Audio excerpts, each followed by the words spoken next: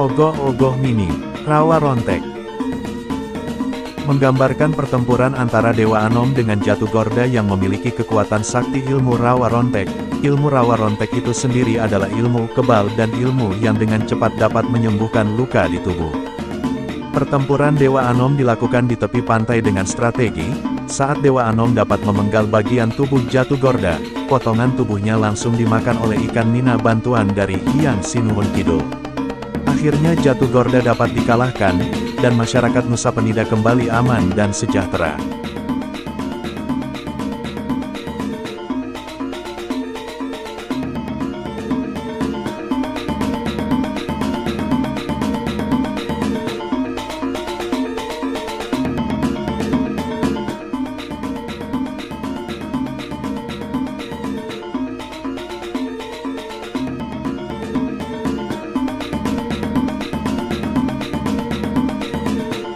Ogoh-ogoh mini, Prabu Dewata Cengkar.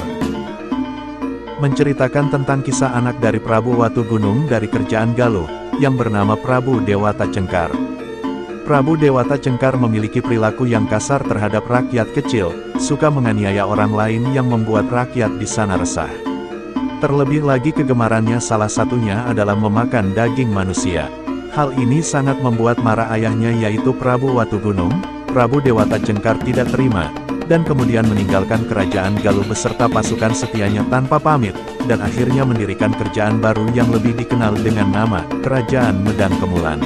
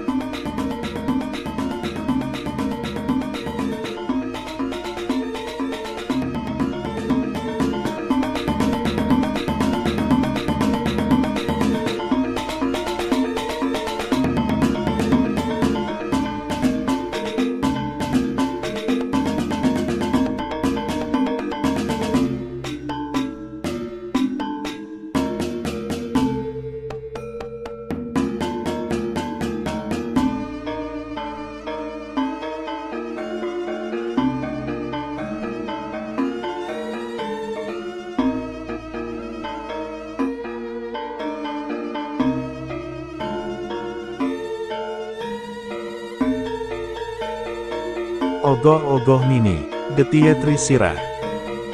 Menceritakan tentang pertempuran ketika Sang Laksmana beserta pasukan Kera menyerbu Alengka bersama Sang Rama untuk membebaskan Dewi Sita yang diculik oleh Rahwana.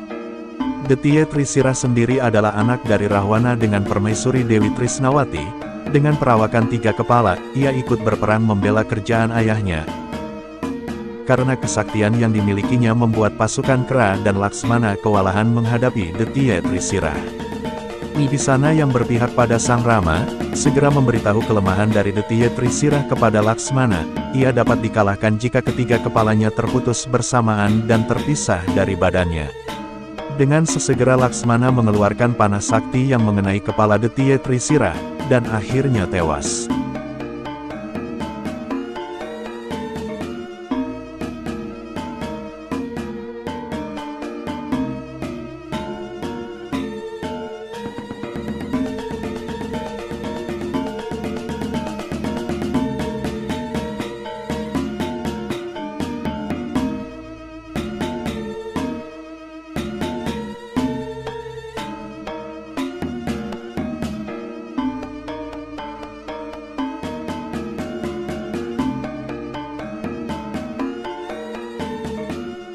Ogoh-ogoh Mini, Cita Nirbana. Menceritakan tentang karakter keinginan yang bebas membara membuat setiap manusia tersiksa dalam tekanan, triguna, satwam, rajas, tamas, harus dikendalikan dan berjalan seimbang agar kebahagiaan muncul dalam diri manusia. Satwam membentuk dharma, jika dibarengi rajas akan memunculkan, kreatif dan inovatif. Rajas jika didominasi tamas, maka akan muncul egoisme, arogansi dan merubah sukacita menjadi duka lara. Setiap manusia memiliki kesempatan untuk menjadi seorang pemimpin. Memimpin raga untuk mencapai tujuan kebahagiaan, atau memimpin banyak kepala untuk mencapai kesejahteraan. Begitu sulit dan sungguh kompleks, untuk melakoni peran dalam sandiwara kehidupan ini.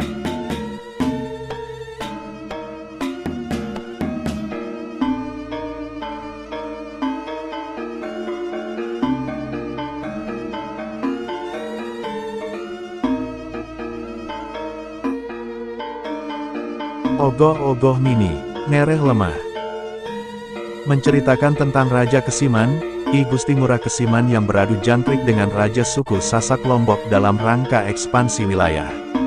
Adu jangkrik di sini adalah jangkrik siluman milik Raja Sasak Lombok dengan jangkrik yang seketika berubah menjadi Banaspati, yang menghabisi jangkrik siluman Raja Sasak sampai hangus. Perjanjian kemenangan adu jangkrik ini yang akhirnya Raja Kesiman berhasil membawa masyarakat Sasak dan Bugis untuk ke kerajaan Kesiman.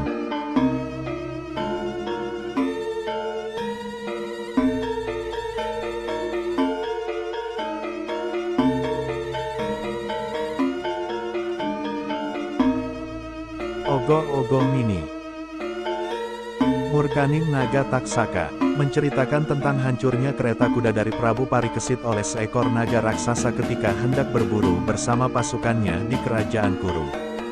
Hal ini bermula dari suatu ketika setelah Prabu Parikesit pergi ke gubuk seorang pertapa, karena kesewenang-wenangan Prabu Parikesit membuat anak si petapa kesal dan marah, dan mengutuk sang Prabu nanti akan mati digigit ular.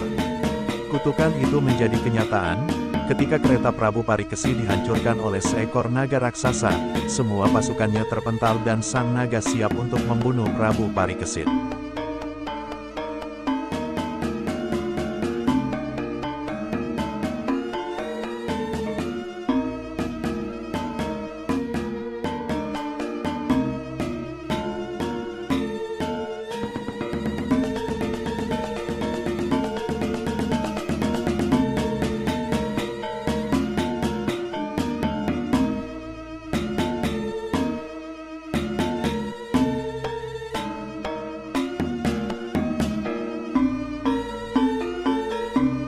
Di balik cerita, Ogoh-ogoh Mini, Urahaduta, menceritakan pertapaan dari Arjuna ketika menjalani masa pengasingan, setelah kekalahan Pandawa bermain dadu melawan Korawa.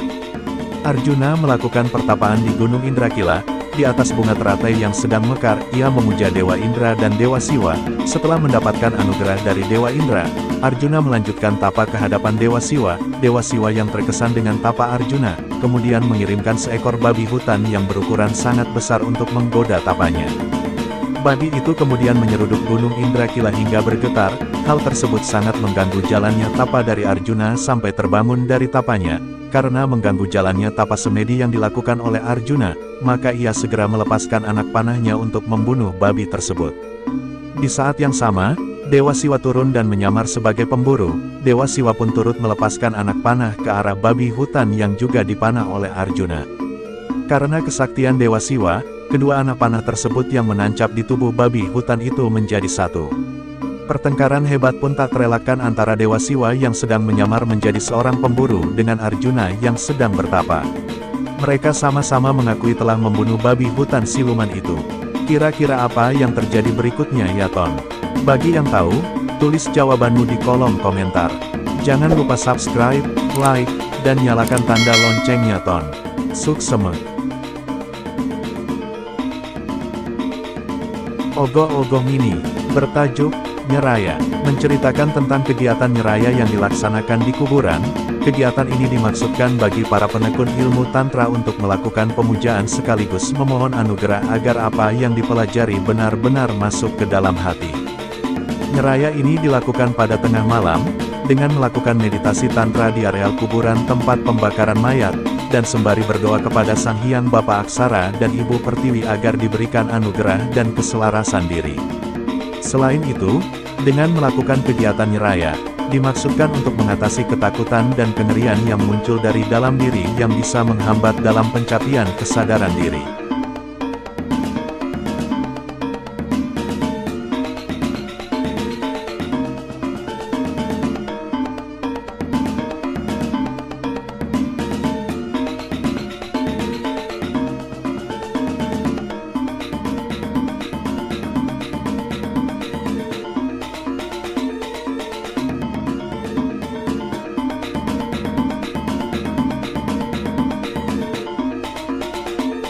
Ogoh-ogoh ini, bertajuk, Sang Meghanada, menceritakan tentang Meghanada atau dikenal juga dengan sebutan Indrajit, adalah anak dari Rahwana yang merupakan anak jadi-jadian buatan Wibisana yang terbuat dari buntalan awan.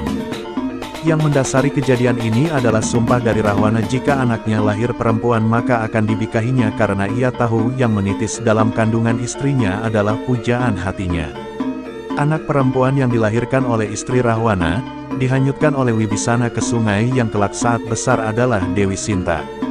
Rahwana yang mengetahui anaknya laki-laki, kemudian berusaha untuk membunuhnya, namun bukannya mati, namun justru bertambah kuat dan sakti, yang pada akhirnya Rahwana mengakui Meghanada atau Indrajit sebagai anaknya.